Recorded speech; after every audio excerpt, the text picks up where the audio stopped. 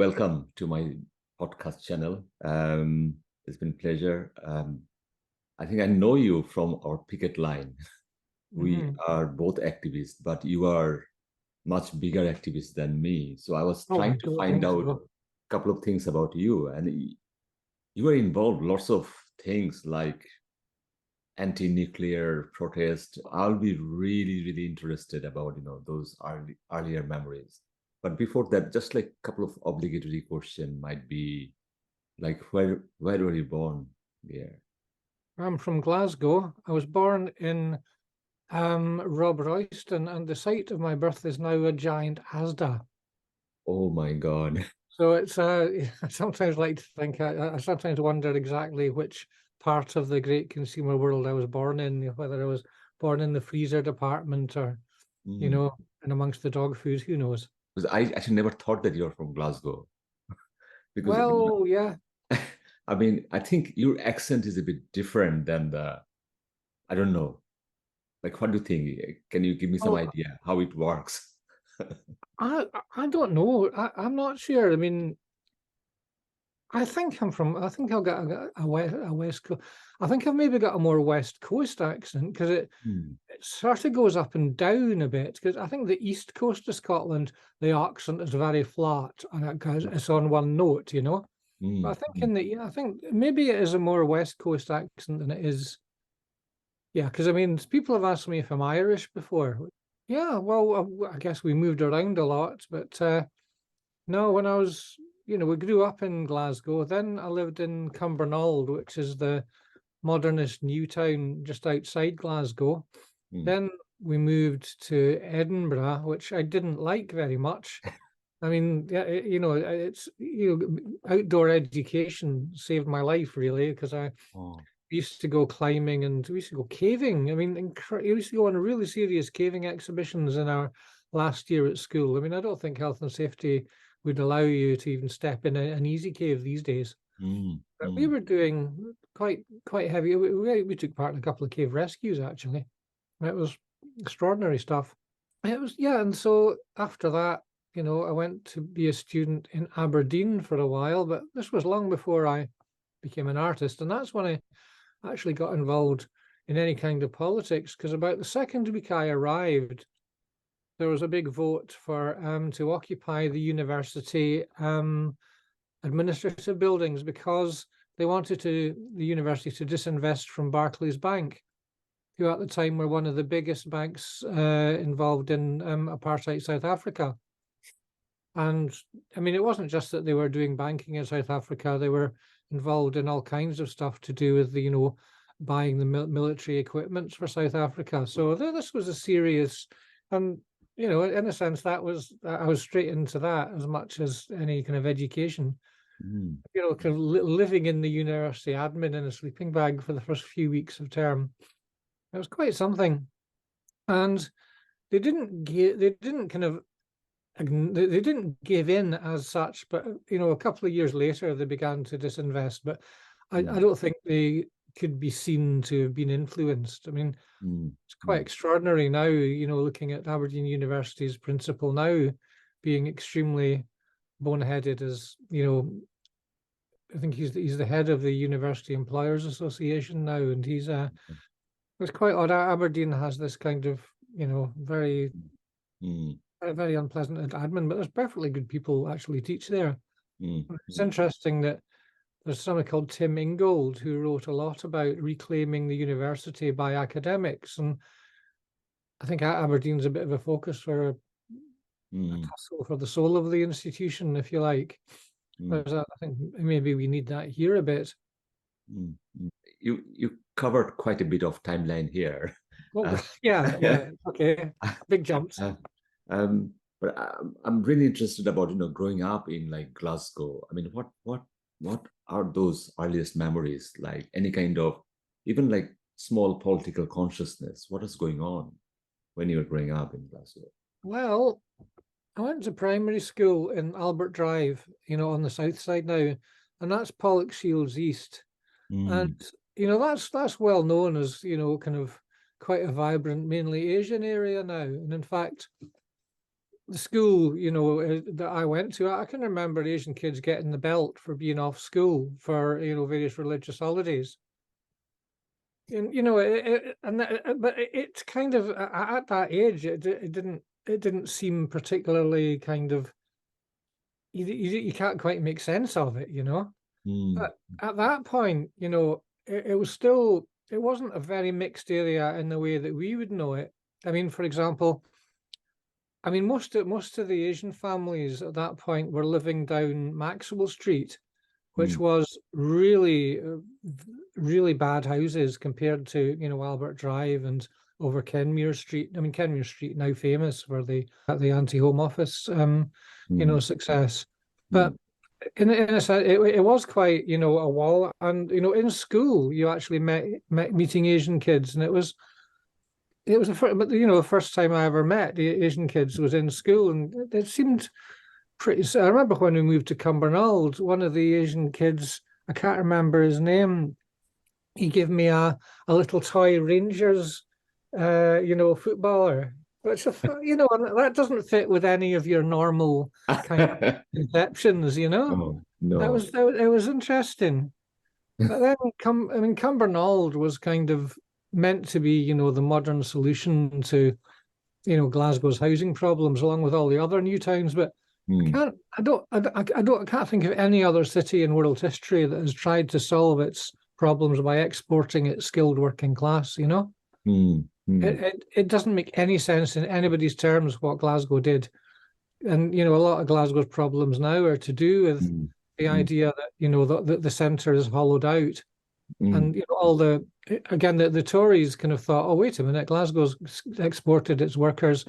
Why don't we actually export the kind of rate-paying middle classes too? So now, there's people in places around Glasgow, Bears Den, down to, the nice bits of Renfrewshire. They don't actually pay to sustain Glasgow, and yet they benefit from its infrastructure. This was the Tories definitely trying to bring a left-wing city, under control. Yeah. And, money's doing that. Yeah. And, that was the strategy. But, Cumbernauld, I loved the idea of the modernity of it. Both of the schools I went to have since been demolished. I seem to have left a trail of demolition behind me, in some ways. But the primary school was right by the town centre, Seafar Primary. The secondary school, Greenfalls, we were the first class into this school, and it was incredibly new and fresh. But in a sense, suddenly you're moving from Glasgow, which has, you met all sorts of people, and but then Cumbernauld was a bit more of a monoculture, but you don't really realize that at the time. When you're a kid, you just suddenly see that, oh God, and then you suddenly go, well, this isn't as modern as we thought. Here come the Orange Larges. There was an Orange March around the Ring Road in Cumbernauld, and I thought, we're not leaving. This is not modern. I knew enough to know. And I just, I remember a friend of mine, his dad had these records, and it was orange marching bands, like LPs, and I didn't know what this was actually. And in fact, I didn't come across the orange thing at all in Glasgow, but only when we moved to Cumbernauld, I actually came across it. And the idea that there was Catholic schools separate was, how could I not have known that? But I didn't know that. It's all the things that you think now, how could I not have known that? But that constitutes the ideological life around you, doesn't it? Yeah. The way you kind of, explained your earliest memories, like growing up in, do you think that was very urban setting? Oh, yeah. But having said that, Glasgow always had fantastic parks. And a lot of memories are, happy childhood, baking hot summers, Other memories are that we were living in an extremely cold basement, which was rather damp, and I've blotted out a lot of memories of having tonsillitis, and I had my tonsils out when I was, can't remember what age exactly, but You know, it was pretty horrific, and I had a throat hemorrhage afterwards. You know, just after I got home, and I'm quite lucky to be here, really. Mm. Yeah, but anyway, everyone got their tonsils out in those days, or so it seemed, you know. It just seemed to be. I don't think they do it anymore. Mm. Mm. It's hard to imagine fashions in operations, but that seemed to Yeah. be one.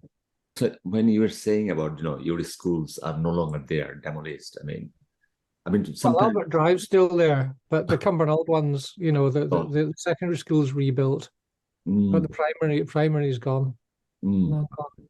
I think that's part of this like modernization, isn't it? Yeah, absolutely. As an artist, what's your insight on that? Like, it's like it's not only like demolishing that school, but also history as well.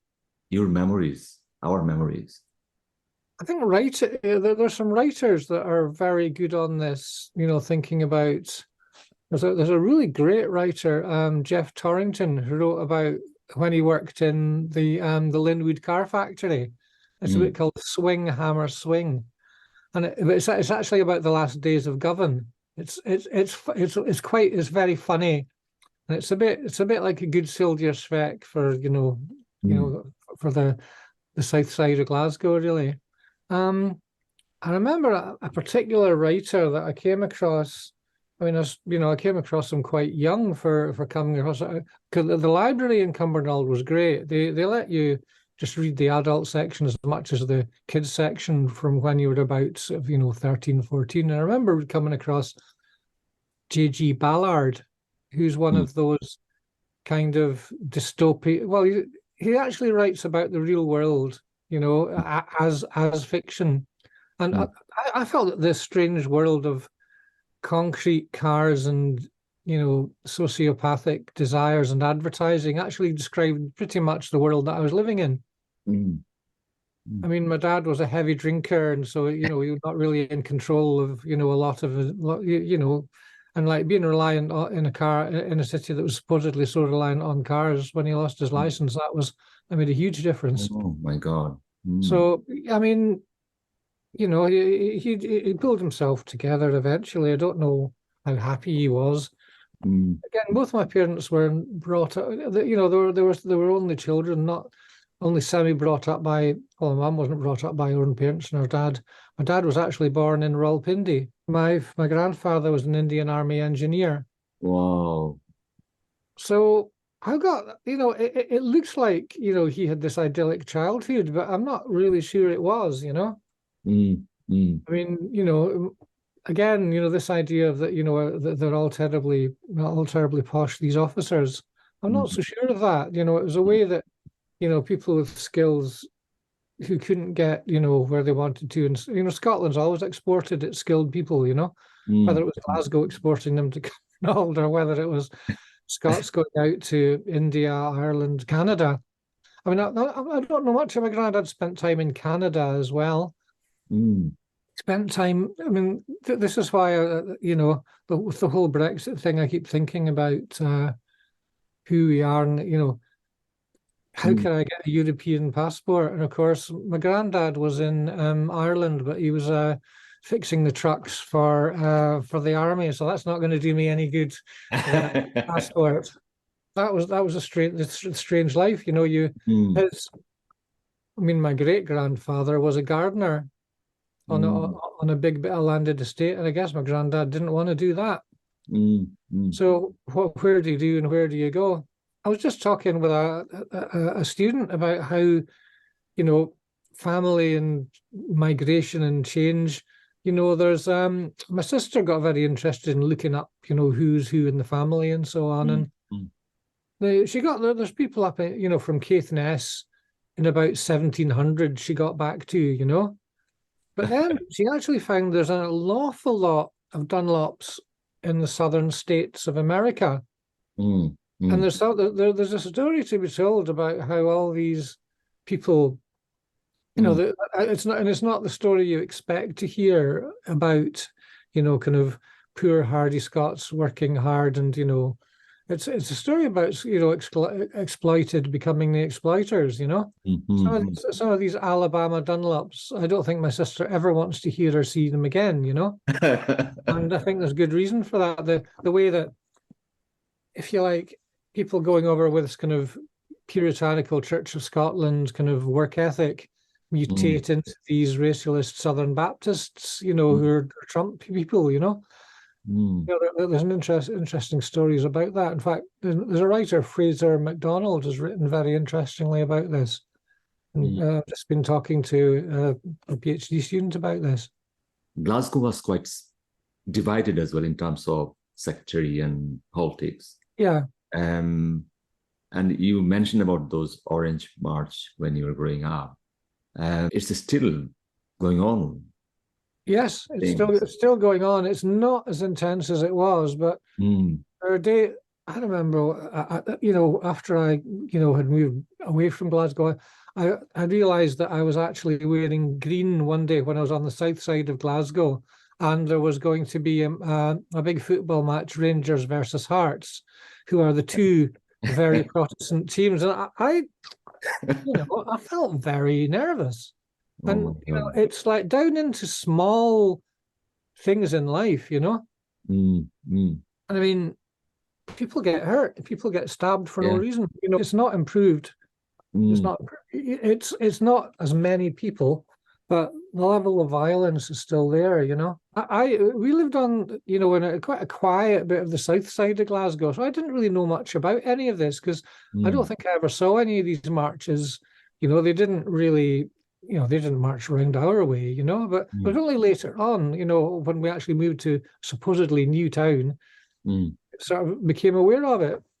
mm. It's like public, like visual presentation, Hmm. because you are a visual artist. Hmm.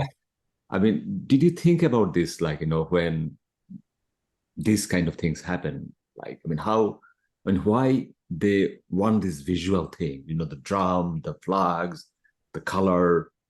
Um, I mean, what's going on there? I mean, why it needs that fanfare? Well, I think it is community, and the world of community is very double-edged, isn't it? Mm, You know, it can be both limit and it can be, you know, kind of freedom. And in a sense, the origin of all that as community, it just indicates that there hasn't really been anything else. You mm, know, I mean, you go back to, you know, the days of the Orange Lodges in Glasgow, and you know, the kind of all the guys with their white gloves and bowler hats, and it's actually that we are the respectable people. There's a strange disguise of being respectable in the kind of, you know, the kind of formal Orange Lodge members. I'm not talking about the, you know, the people with the Rangers tops with the blue bag of carry out. You know, we're talking about the actual, you know, formal marchers. If you, they look very formally respectable in a mm, very 19th century way, and it is about that they felt that their jobs were under threat from Irish people coming in. I mm, mean, Celtic and Rangers as football teams both started up as a result of, they actually both had a religious impulse in that there was a lot of, you know, church you know, help of setting these things up as something for people to do. You know, and I mean, and football historians will know a great deal mm, more about it than I. But mm. in a sense, that was a time that the Conservatives actually had a huge working class vote in Scotland.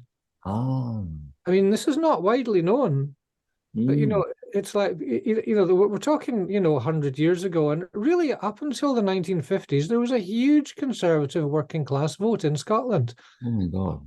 Mm, I mean, nobody knows. You know, it's no, completely no. forgotten, and it's quite surprising. Well, Mm, it's surprising to us now mm, because, in a sense, the Conservatives actually had this. They actually had this kind of twisted sense of, okay, this is community; these are our people, you mm, know, and in fact,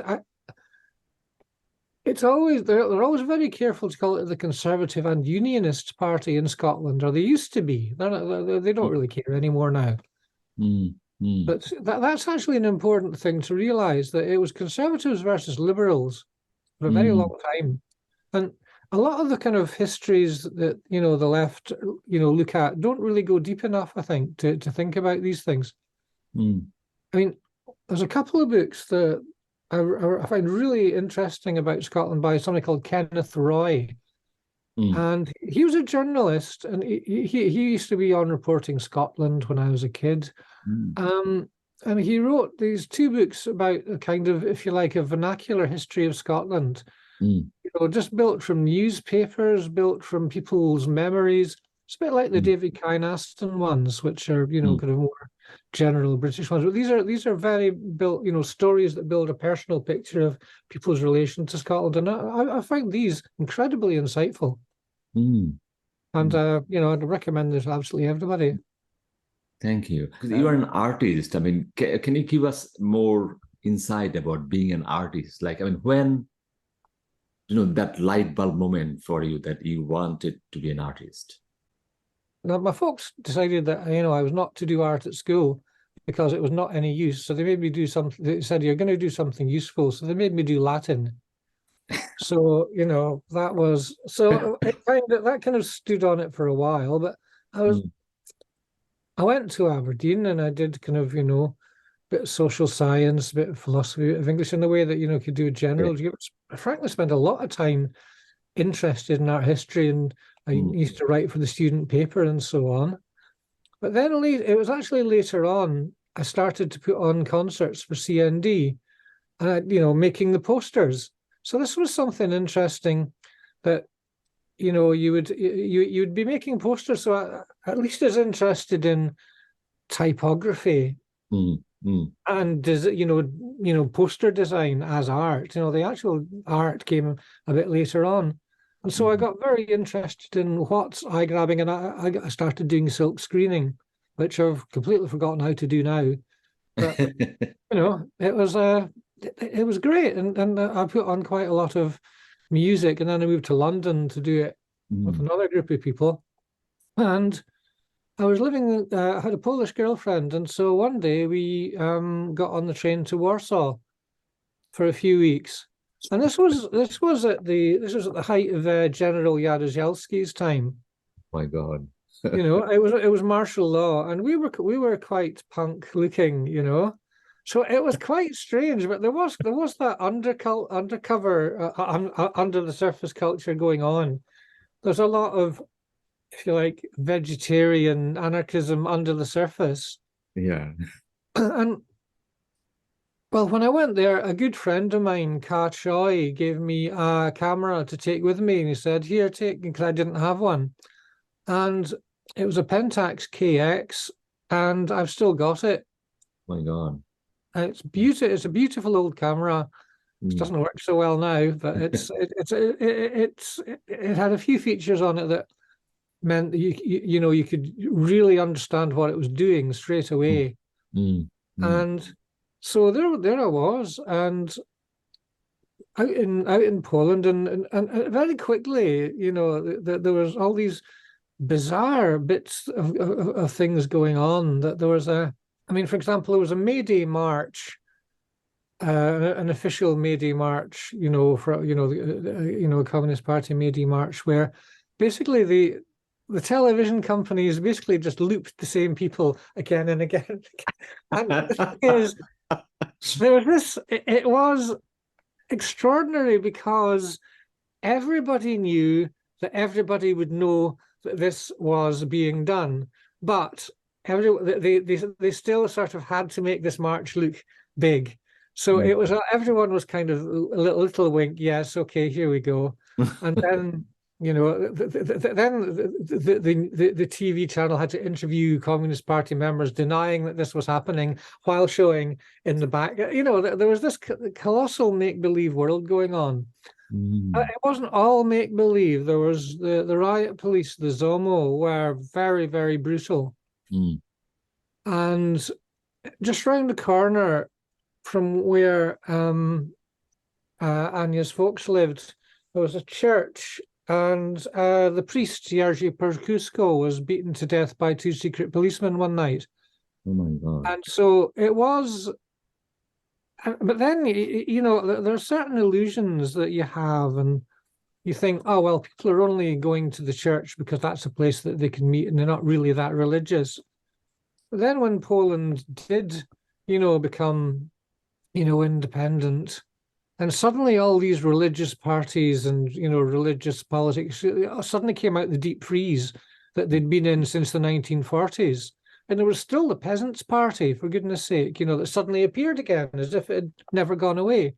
And, the idea that, greater discourse and, more communication is going to lead to more freedom is one of the great sad disillusions. I mean, the internet's really put paid to that idea. So how do we actually get to a stage of, intelligent discourse rather than, kind of hatred? It is extraordinary.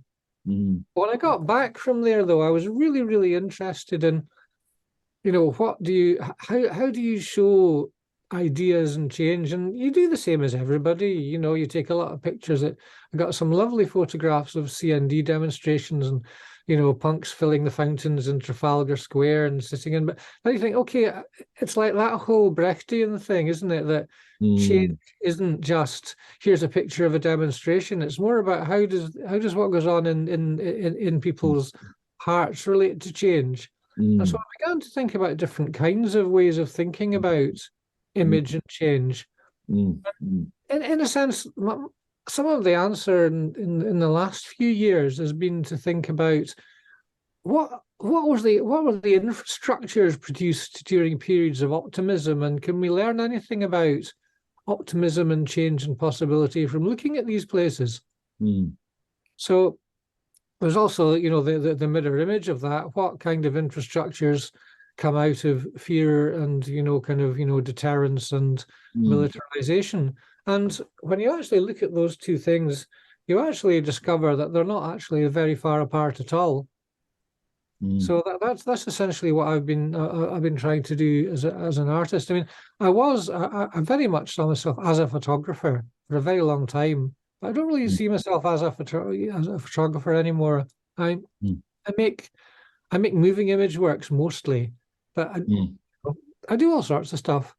I think it's really important to. You've got a couple of large things that you're trying to shove along that are like the huge stones that you're trying to push towards happening, and then suddenly they're happening and you can't think about anything else. But while you're pushing those huge stones, you need to have some small things that are quite playful and quite fun to be working on. And occasionally the small things become that huge thing.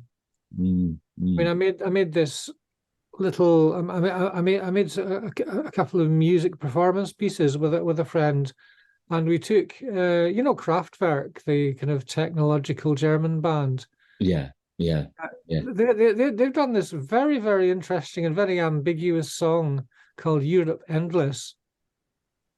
And it's about, here is Europe. It's this kind of strange dreamlike culture, and it's something that we belong to, but they play it with great. They play it very straight, and you don't really know if this is something they actually believe in or don't. But what I did was I was really interested in playing this with a community of people. Parts of Europe. So I came across one of our best students was actually a mature student who was actually a bell ringer. And one day she brought in some handbells and was playing them in the college. And me and my friend Eddie thought, God, this is brilliant. So we just joined in.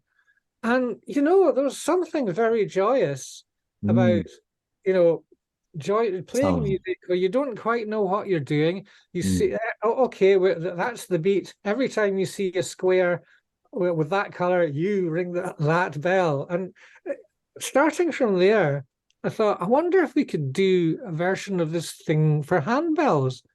And eventually we got a whole gang of students and staff together working on this. My daughter was involved as well. Of course, we got just to the stage we're just about to be ready to perform and play this and record it. Then the whole lockdowns happened.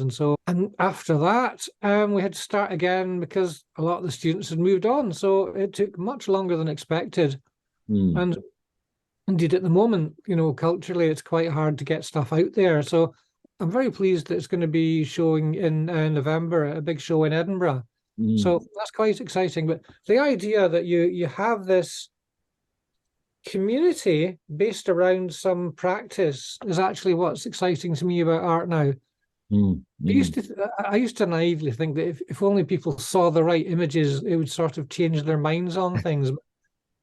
Participating in art, if you want to be in politics, you're in politics, really. And if you want to be in social change, art may suggest and involve community in some ways. It might suggest, it might point. You can show people social change, or you can that people to actually feel that they can be involved in it. That's the big problem nowadays. Oh, what's your take on how do people actually feel that they can have any agency? Like, I mean, I'm quite inspired by this English poet called Samuel Taylor Coleridge. So Ancient Mariner's Rhyme. Yeah. Remember that. So his role is he has to tell the story again and again wherever he goes. So the poem started with he went to a wedding like reception, and he stopped someone and then started telling his story, what really happened. So I think like the way like we teach politics, I mean, part of me kind of do those things, stop people on a street, in a like community gathering, and try to tell that what's going on around us, the world, the politics, the big picture. I'm an academic. My job is university. But I think that our job is everywhere. Wherever we go, we have to stop people and talk to them. I mean, like recently, I went to this wedding ceremony and I was sitting with a criminal lawyer. So he has got totally different perspective about his understanding about society, about migrants, about the refugees, about the people who like lazy, don't want to work, and and his idea about taxation and all those things. I mean, I was not angry with him. I was just trying to understand like what's going on in his life, in his understanding about these things. So he has got a very strict view about crime and punishment. So he thinks that crime is just people just criminal. But my understanding about crime is just social construct.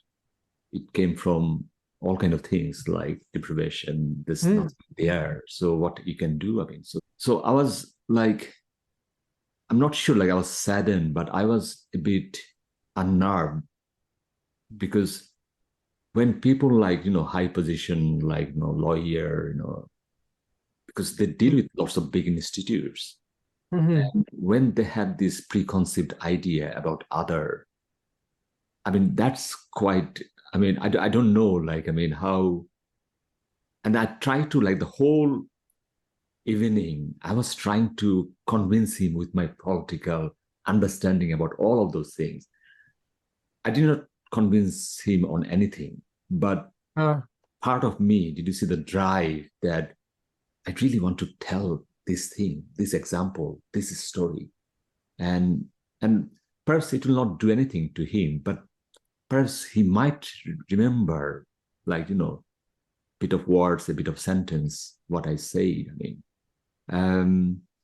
so I'm not sure. Like it's a kind of I kind of see it as a kind of artist in a different way. I actually go to every week, even like we sell pepper in the town center about anti-war and all those things.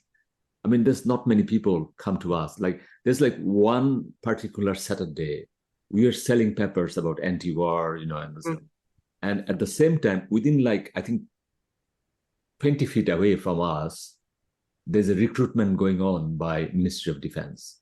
They brought I think a tank as well to show the what they can do, the power. I remember these things are all it's part of a Scottish summer, that you find, there's the army dog teams, just doing their display at the local fair and all this kind of stuff. They're very, very astute about how to show themselves in communities. But again, I go back to my grandfather. He didn't have any choices. He didn't have very many choices, you know. And the Mm, army was, well, you know, presumably did an engineering apprenticeship somewhere, but then the army seemed to be, you know, the rational choice, you know, and that's, mm, mm, you know, it's hardly that now, but you know that seems that's the tradition that you know it's following mm. on. And you can see the difference how the communities were gathering there. So their camp is like totally full, lots of fanfare, lots of, all those color and then noises and the music, um, the patriotism and all those things. And us, like 4 or 5 people, we are like it's a kind of poor heart we are like dealing with, and hardly anyone kind of came to us. But at the same time, we did not feel bad about that. We felt that we had to be there. If you're not there, then there'll be nothing. Well, I think that there's an interesting you know crossover with if you like some of the Christians involved in the anti-war movement because this idea of witnessing, Mm, whether you actually can objectively do anything to make change or not. This mm, idea that you're there witnessing and being as part of a kind of, if you like, a conscience can be really important. mm, And I don't know. I mean, there's always this. I keep thinking. I come back to this, you know, kind of phrase that use a. It's one of these cliches, but there's a truth to it. If you don't believe in anything, if you believe in nothing, then you'll believe in anything. And so many people. The thing that really distresses me that a lot of people in the arts go to the anti-vaccine direction, you know, because a kind of 70s distrust of the state was not actually replaced by any sense of belief in a real community. It was all a kind of mm, fantasy community, really. mm, mm, And that, yeah, and you know, the kind of whole anti-vaccine thing is, oh, it's just mm, another aspect of the state, and it's not.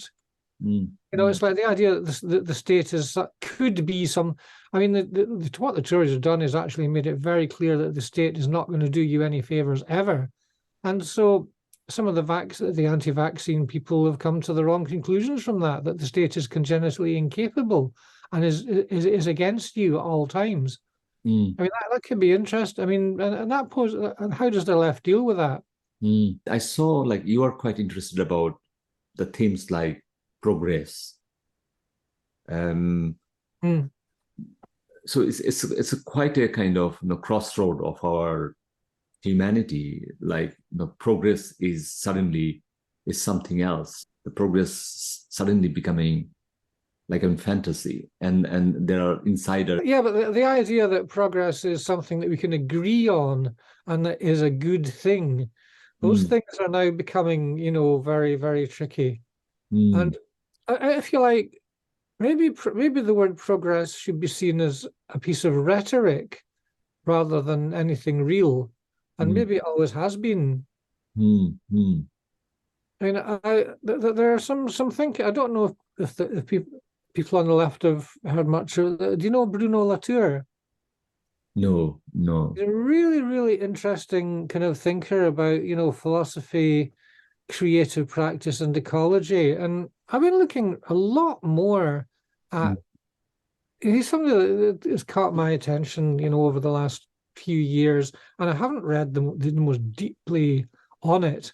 I mean, there are apocalyptic kind of ecology writers, you know, who say, oh, mm, well, you know, what does it matter if we all die, basically? But I mean, the Bruno Latour is more that how do we actually give voice to the non-human to actually make sure that it's not just you know the interests of the greediest humans that you know come mm, into discourse. And I find that persuasive and interesting. And it mm, doesn't mean to say that you know you go to you know political meetings pretending to be trees. You know mm, it's mm, actually how do we effectively mm, bring and just you know, how do we decenter that it's all about you know human need, and that automatically then just devolves down to what's the mm, biggest corporations need, you know. mm, And mm, I find that he's been a really interesting writer that way. And he was involved in a big project at a place called ZKM in Germany about working with artists and creative groups to think about some of these matters. Mm, mm, And again, I think artists on their own is like people will go and see a bit of art, which is fine. But then I think artists have to work with other experts, they have to work with publics, and they have to try and understand place and then get people to think about, what if this place was different? What would it be to you? And quite often I've done projects on places like atomic research establishments, which are it's essentially dreamlike places now, because we can't actually re-enter the mindset of how it was to be there, but we can kind of imagine ourselves into them, as it were. But I think one of the research things I was actually proudest of was a thing where we went to North Norfolk, which is a very Brexity part of Britain. And there's all these interesting things going on there about, rich people are buying up all the villages on the coast and poorer people are being forced inland. So, and we tried to think about how we could work with people to describe some of these processes and film it. And it's all to do with coast. First of all, we thought talking about climate change doesn't make any sense without talking about coastal and social change, because they're all bound together. And the second thing was that everyone was well aware of all the received images, the things like, the pictures of polar bears and the pictures of graphs of, temperatures near them. Everyone's actually used to those images. And it doesn't actually work to show people these images, because people get anxious that you're just trying to lecture to them. What we did was we actually we took this different perspective and we asked people, what is your coast going to sound like in the era of coastal change? And that was actually, so people, they see an image, they go, yes, that's right, or no, that's not right. But you hear a sound of nature, or you hear a sound of a voice from the archive telling you about what the 1953 floods were like in their village, and you start to develop you do field recordings with the children. The children imagine, they do little radio plays. Then you get their parents, and then you do some oral history with them. Then they start to tell you about what they think about the future and the fears of the place and what's important. And then you get all these people who are like the experts. We are the National Ornithology Group, we are the National Trust. And these people, they all claim to be speaking for the landscape, but they're excellent at talking past each other rather than with each other. But when you get people together on a series of events where you're working on sound, and then we had some events where people started to make music together in the communities. So out of all this, there was a film made, which actually, in a sense, actually made me learn a lot, because with this film, instead of images supported by the sound, it was the opposite way around. You wanted the images to get people into a more calm state of reflection and attentiveness to what they were hearing. So that was actually a really interesting exercise. And so sometimes our assumptions about, okay, we make a documentary and it's going to be like this, and then this will have such and such an effect. I think that can often be, we're misleading ourselves when we do that. And I think art can actually, I learned a lot from doing that, and we're hoping to do similar projects again, just going in for more funding, etc. But that way of thinking, where art gives a space for listening and making, having conversation, I think it's what I liked about it so much. I mean, I think I can relate, like some of the things you were saying. The noise of the waves, noise of the coastal areas. There's like something perhaps spiritual even. It's like something very natural, organic. And I think when people actually kind of sense it, which one is not like the real one. and then if it is not real one, I think there is a kind of sense of loss there in our existence. I mean, I was born in Bangladesh, and I was born in, like you, in a like capital city, and our coastal is like far away from us. Mm. And I still remember it's not easy to go there. So during that time, I was like, 15, 16. The first time I went to see like Bay of Bengal. And so it is the longest beach in the world. Mm-hmm. And it was just absolutely beautiful. And then, going to like the wave, the sound, the first time I'm listening, Mm-hmm. that memory is still there. That like kind of idea about nirvana, the paradise, Mm-hmm. La Perouse. I mean, um, and like, because obviously time changed. So that longest beach, the organic beach, now a kind of marketplace for rich people. There are hundreds and thousands of resorts, thousands of hotels, five-star hotels. And when I saw those pictures, I don't see like this is my memory. Yeah. It's nothing to do Yeah. with memory.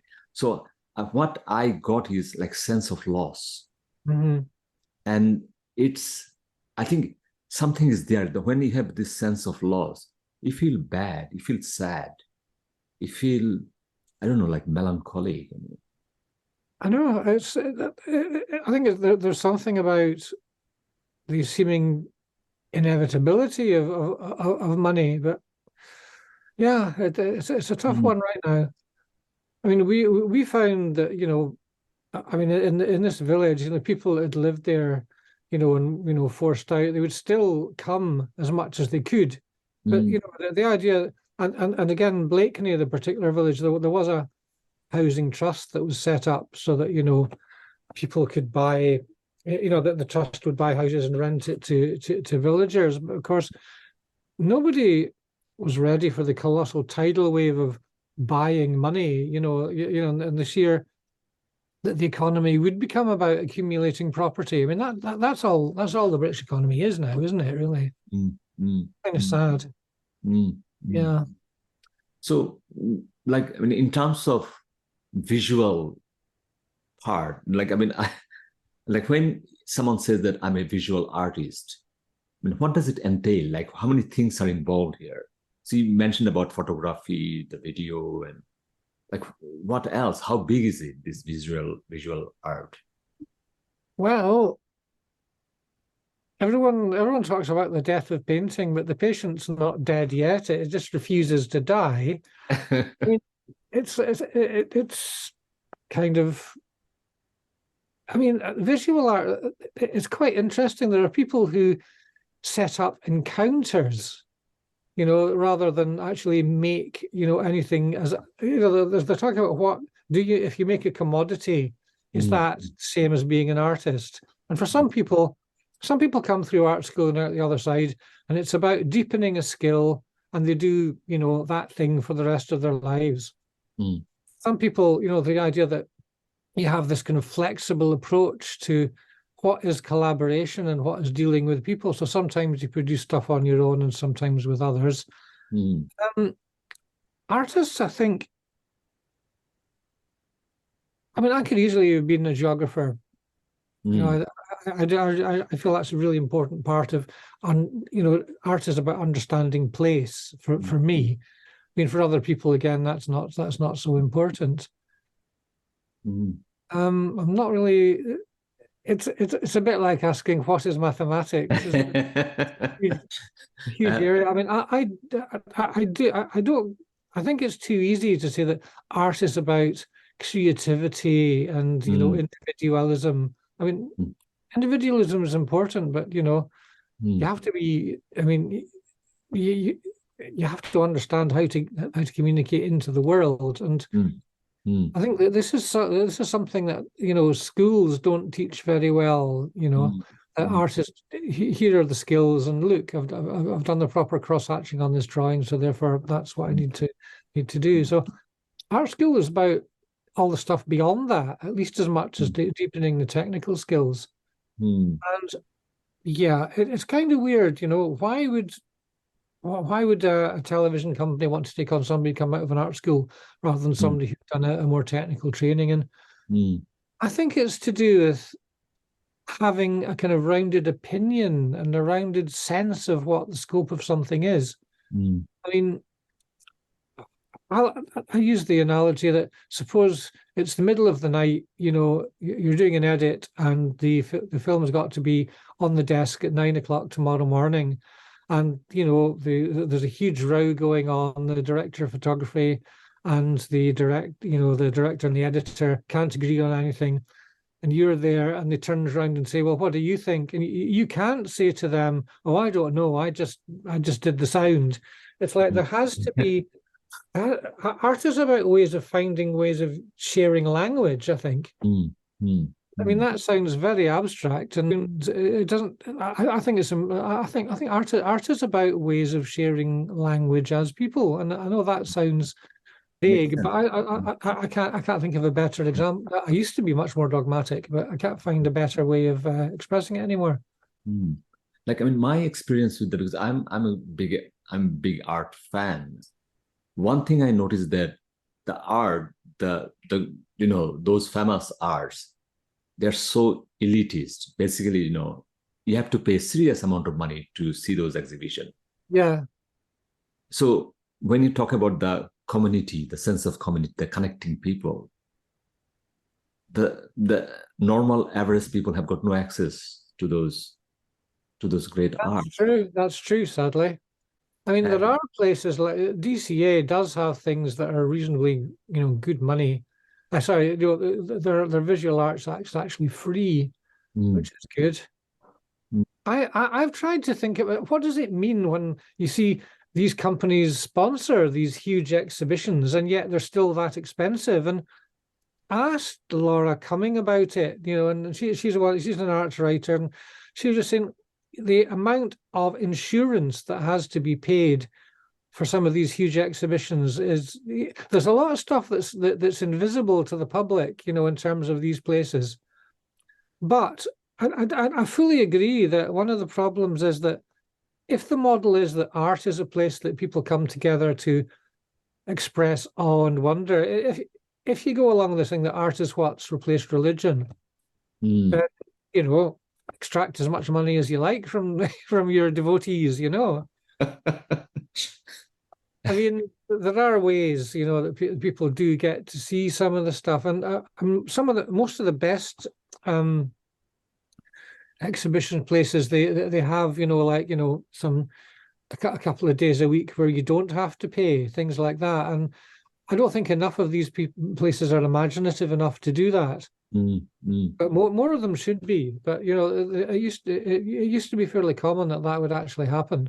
And God, when I lived in London and had no money whatsoever, I used to know exactly which days what you could go and see what. But yeah, maybe they just don't advertise that stuff as much. But in a sense, these blockbuster exhibitions are actually, if you like, part of city tourism, at least as much as anything else. It's sitting in between city tourism and substitute for religion and education is a very tricky place to be. And, I might get into trouble, but I think that the V&A have had trouble trying to balance the different things because they want to do, they want to be part of the city's great vision. They want it to be like, everyone talks about the Guggenheim Bilbao, yeah?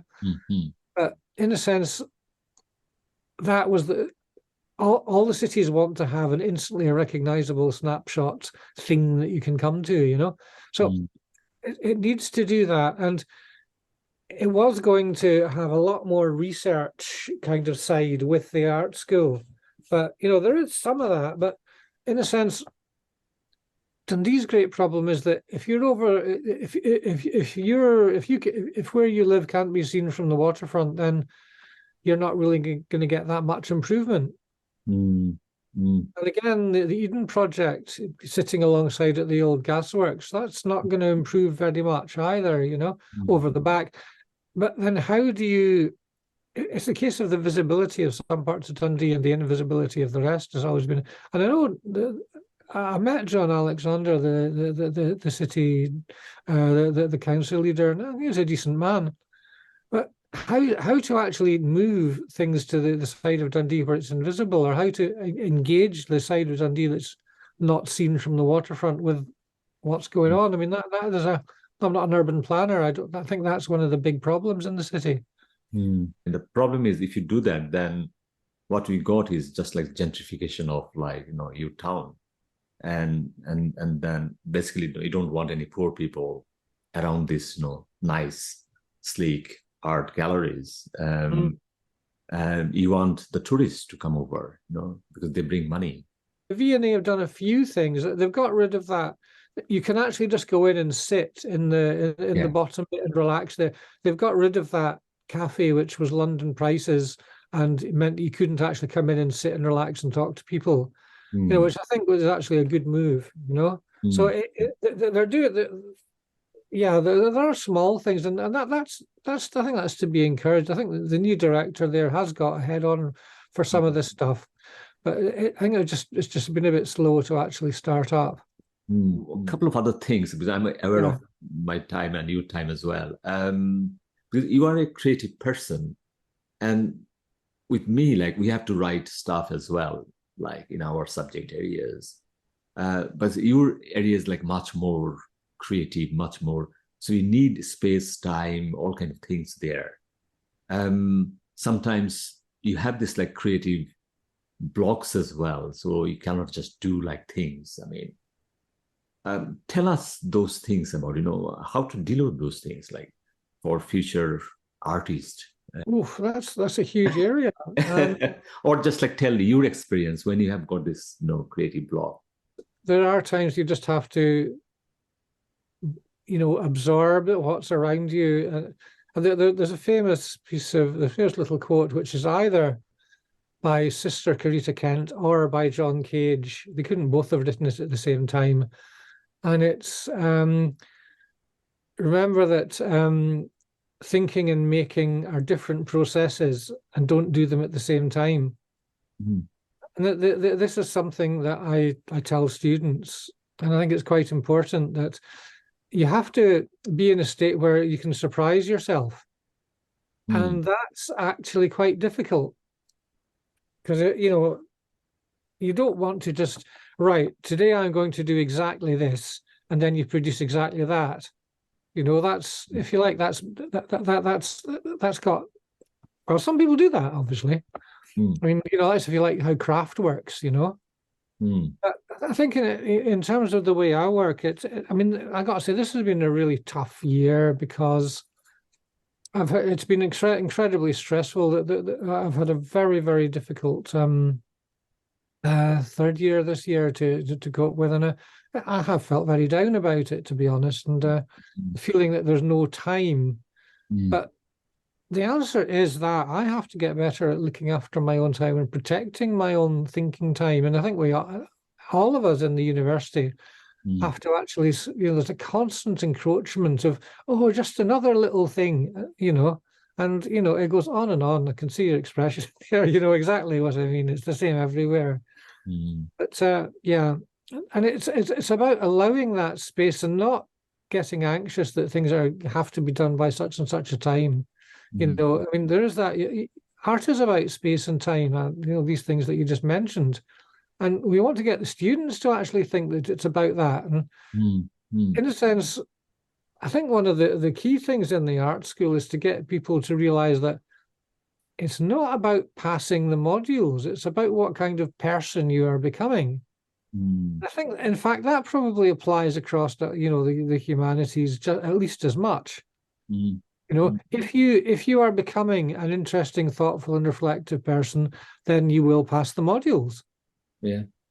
Rather than saying pass the modules and then you'll become this thing. I think people have it the wrong way around. But there is also something about have some low stakes things happening as well as the big projects. Because you never know when a little thing will become a big thing. Like that Bells project became really quite huge, and I'm just really delighted by it. Sometimes, you think, oh, here's an opportunity. You look at the opportunity, you realize how much money is available for the opportunity. You think about how many hours is it going to take me to do this, and what is there not payment for? And sometimes you think, well, that's not an opportunity. Deciding not to do things is actually at least as important as deciding what you will do. I mean, visual arts has grown into this ecology where a lot of museums and public galleries are free. And so, in a sense, the amount of time people put in to make things isn't necessarily valued in the payments that any of those institutions can actually make. But then everyone who works in those institutions is getting paid. I mean, thinking about how much work goes into, a show that's at DCA and how much the actual artist's fee is. Yeah. It's not as high as you'd imagine. Yeah. So we're not in it for the money. It's as simple as that. But unless you look after yourself a bit, then, you're just going to be flogging yourself for, unrealistically. So there are a lot of students who think, oh, I'll do a few projects for nothing. And then there's this famous kind of idea that, oh, it'll look good on your CV. Well, how old are you going to be when you think, well, I don't need an improved CV. I need some income. Thank you very much. So that's not necessarily the kind of noble creative thoughts, but these are the actual thoughts that you actually have to be realistic about to get to the noble creative thoughts. Because I mean, if you look at all those famous artists historically, I mean, they're all more or less sponsored by their patrons. Yeah. Rich patrons, I mean. So that's or the church. Yeah. Yeah. America has arts patronage. Britain has very little. And what there is, we're also, tense about being seen to be, accepting the money. For example, there's this thing called the Freelands Foundation, which is quite big in the arts, and it's run by Elizabeth Murdoch. And so, if anyone accepts any money from that, they're, disgraceful. But is there clean money at all? I mean, I'm not. I'm unlikely to be offered any money by them, but I don't know. Is the idea that artists have to kind of be role models in this sense? Is it actually practical? I mean, given how little value is actually put on artist production. Like especially my experience with my daughter is her life is quite expensive because she has to buy lots of materials, art materials. Yeah. What I found that modern art, modern art studies or this kind of field is quite expensive. The shops are quite expensive as well. I mean, I was quite surprised that, like in like some field, like in our field, like if you want the book, you can buy it from eBay, second hand, third hand. But for the art, I think you need products which has to materials, yeah. and these are expensive products. I mean, why? Like why these things are quite lots of barriers. Like if you come from a very poor background, it will be very difficult to because you need those equipments. Yeah. Without that, I mean, what you can produce? I mean, without money, there was this whole thing called arte povera, which was came out of Italian art in the 1940s, late 40s and 50s, and it was art made from poverty and from very, very tiny things. And again, that you can point to artists like Kurt Schwitters, who was a German artist who was exiled, he became an exile in the Lake District. And his materials are everyday materials. A lot of artists work with the materials of everyday life. This, we can certainly, talk about, art from everyday life as being at least as important as luxury consumer art. But a lot of paints, and a lot of things like that, they are thinking about, will this paint last 200 years? Will this color be fast? There is a lot of kind of original research into some of this. Mm. And people. There's this French painter Yves Klein who couldn't get a blue enough blue, and basically went to one of the great paint makers and made it with this paint maker. So take out everything except the binder and the pigment, and that's what I want. And it's the most extraordinary color. So Oh my God. engagement with the material of production is quite rare amongst artists, but there's no reason why it should be. Mm. Mm. There are artists who also never touch a brush.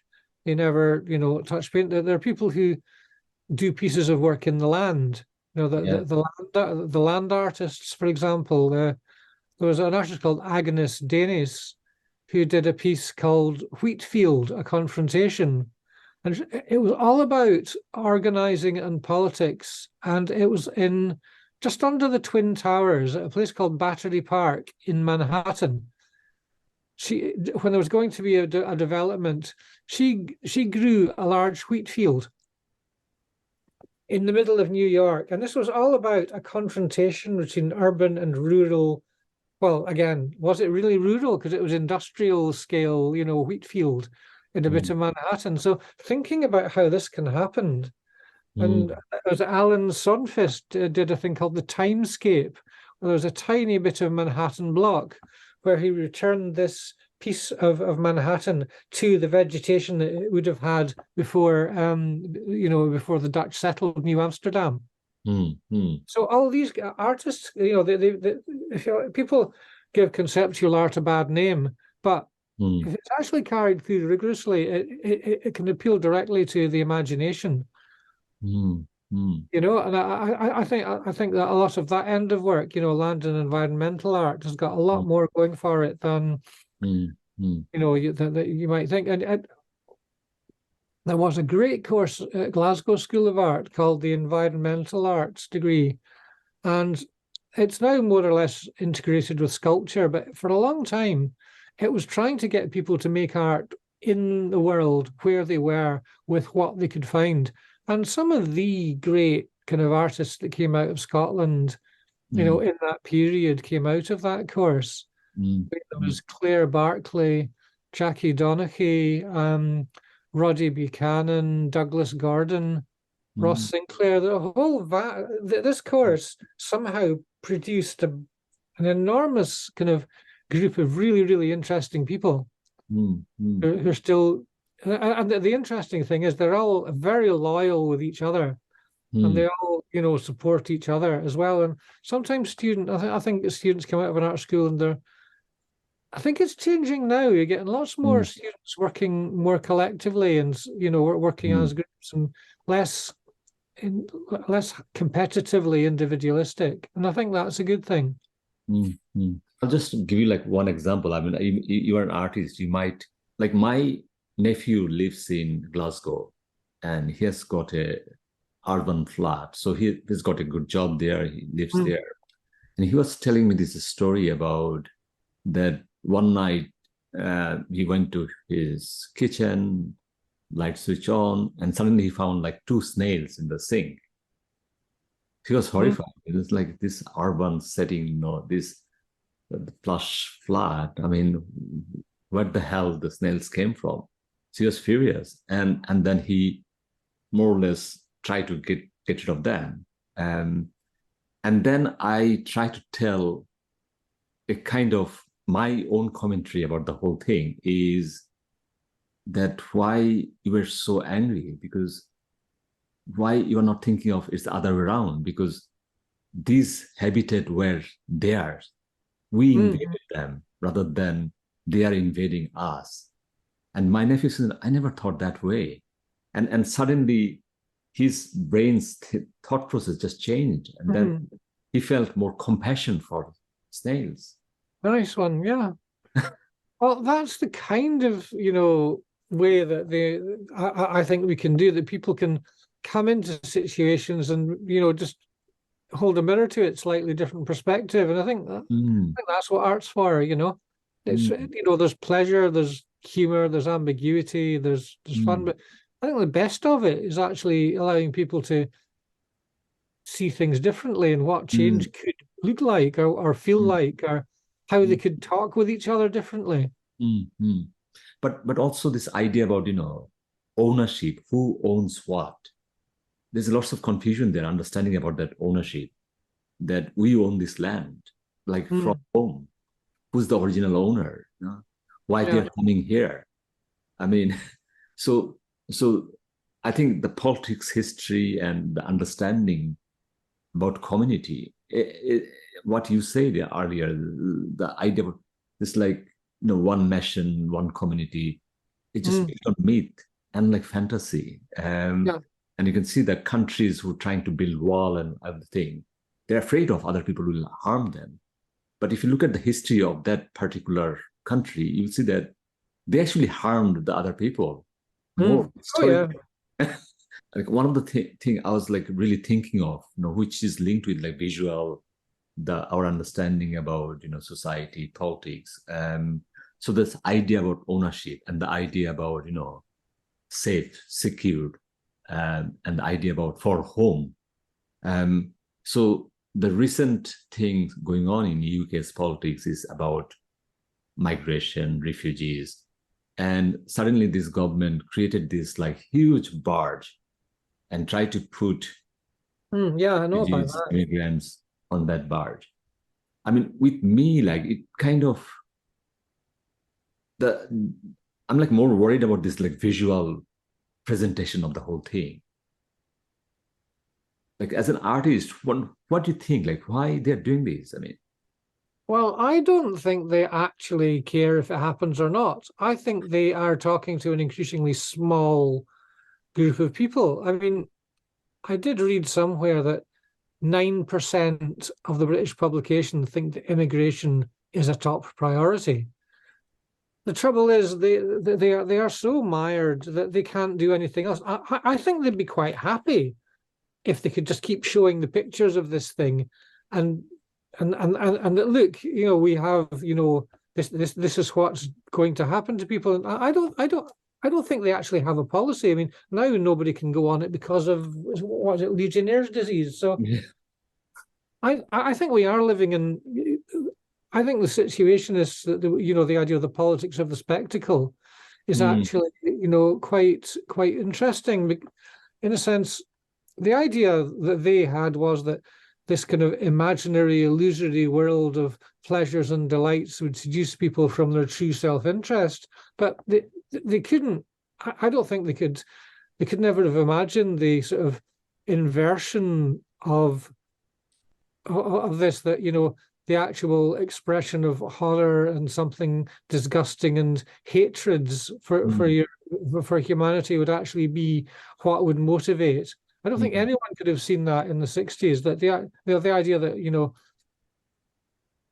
the spectacle was actually advertising and glittering things that you could never afford, but you would nonetheless identify with.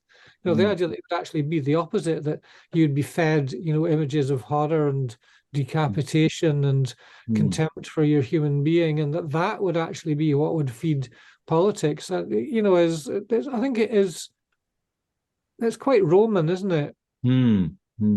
It's a bit. I mean, mind you, how many Romans attended the Colosseum, though? When you think about it, that was probably a minority interest as well. Although, how can we know? But the spectacle has to be there. That, you know, they're keeping countries safe. They're keeping the empire safe. And I don't think anyone. I don't.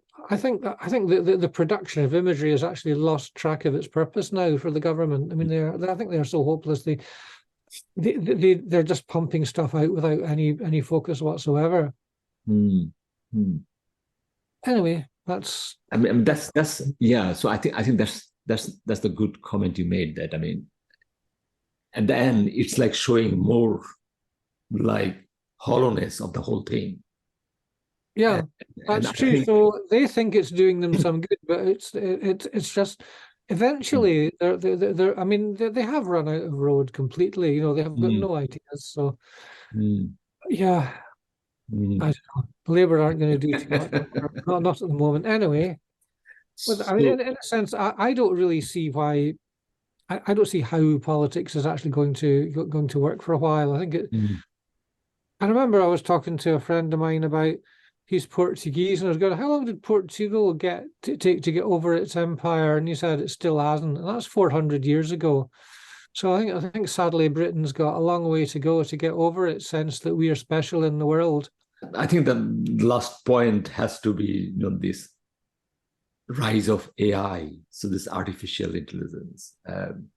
What's your view? Are you optimistic about this rise, or You you see the are? people are using it, and so clearly not. But there's a few interesting artists thinking about it. There's somebody called Boris Eskildsen, who's I think he's based in Berlin.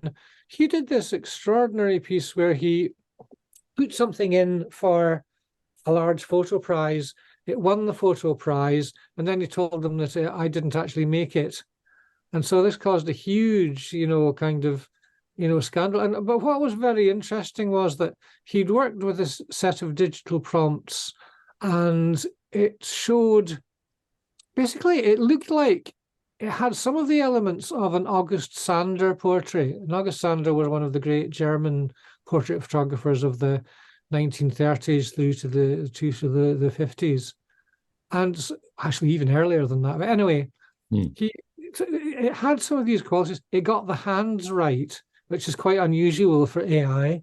But also, it had some deliberate thing that looked like deliberate little photo flaws, the kind of distortion you get when you slightly kinked a sheet film in the developing.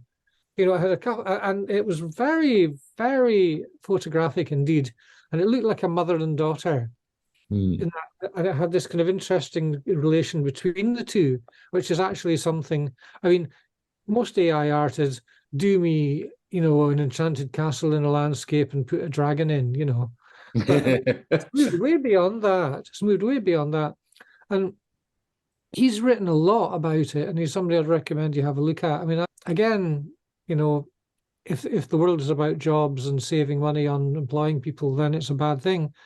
But interestingly, one of the students in second year that I saw, she did this really interesting thing where she took, there were a lot of witch burnings in Scotland in the 16th and mainly the 16th and 17th centuries, and she started to put descriptions of these into AI setups, and then she'd put in descriptions of particular places, and it produced these very extraordinary images, which Oh my are, God.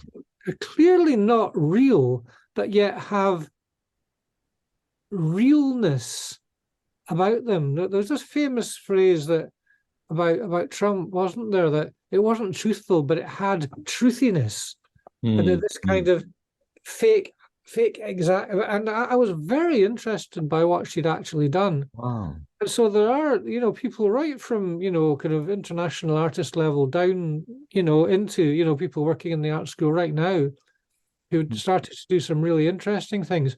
One student, I can't remember her name, produced an entire book, printed a book as, and it was a professional quality book as her third year work, and it was all artificially generated images, but it still needed editing. It still needed, contextualizing. So Hmm. students are using it, and well, let's see how it goes. Final question is, I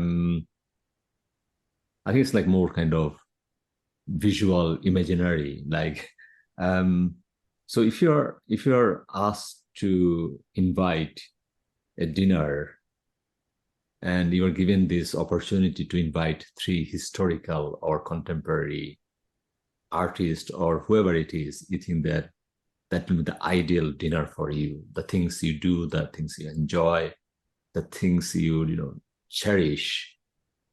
Who are those three persons? But I did not talk about this thing before with you, Oh, so no, it's that's like a it's like startler. instant. You have to think now at this moment. Oh, you have to give me a minute there.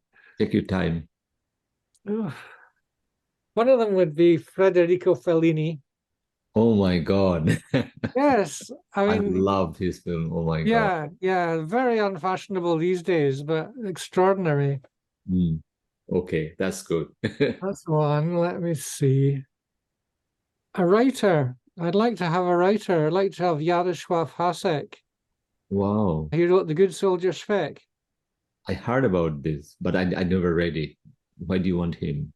Because I I don't know. He wrote this book and it was a kind of he never finished it. It's a gigantic sprawling book about the craziness of Austro-Hungary building up to the war, and this ordinary kind of person in it who, through complete kind of guileless innocence, or so it appears, manages to sabotage everything around him, and still looks all ready for the job, but has basically entirely got it preserves their own sense of self, and has a good subversive attitude to things.